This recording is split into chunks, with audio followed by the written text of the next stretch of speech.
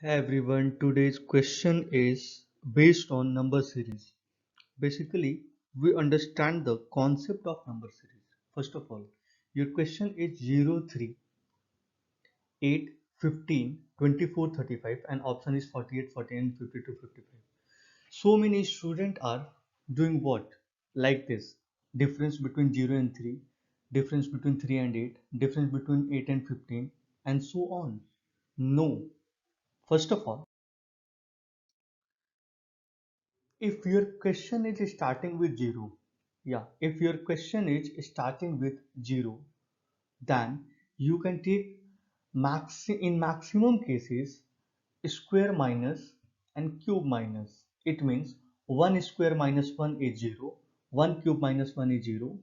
Next 3, it means 2 square 4 minus 1 is 3, and so on. 3 square 9 minus 1 is 8, 4 square 16 minus 1 is 15. Now 5 square 25 minus 1 is 24. 6 square 36 minus 1. So next one will be 7 square 49 minus 1 48. It means 48 is your right answer. Then comment your answer in comment section. Thank you.